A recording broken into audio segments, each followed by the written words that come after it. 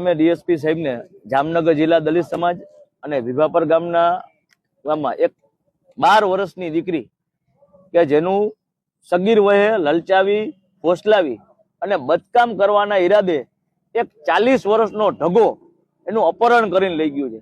આજે 7 દિવસ થઈ ગયા, હજી સુધી એનો કોઈ અતો કે પતો નથી। પોલીસની ઢીલી નીતિ સામે આજે અમે રજૂઆત કરવા આવ્યા છીએ કે 7 તારીખનો બનાવ છે, 12 વર્ષની સગીર વયની દીકરી છે। આજે 7 દિવસથી તો પોલીસ તરફથી હજી કોઈ કાર્યવાહી કેમ કરવામાં આવતી નથી?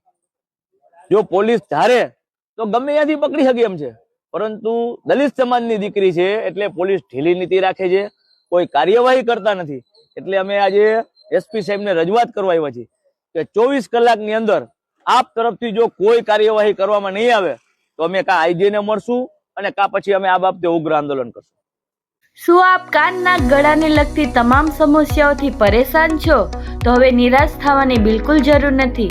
કેશોદ શહેરમાં આવેલા વેદાંત હોસ્પિટલની એક મુલાકાત આપની સમસ્યાઓનો લાવશે કાયમી સમાધાન, જ્યાં કાનના ગળાના તમામ રોગોનું દૂરબીન તથા માઇક્રોસ્કોપ વડે નિદાન તથા સારવાર તેમજ ચહેરાનો લકવો, ચક્કર આવવા, નાકમાંથી લોહી નીકળવું તથા મોઢા અને ગળાનું કેન્સરના નિદાનની સુવિધા રહેશે ઉપલબ્ધ। વેદાંત હોસ્પિટલ, બીજો માળ, વિનાયક હોસ્પિટલ, વૃંદાવન કોમ્પ્લેક્સ પાછળ, કેશોદ।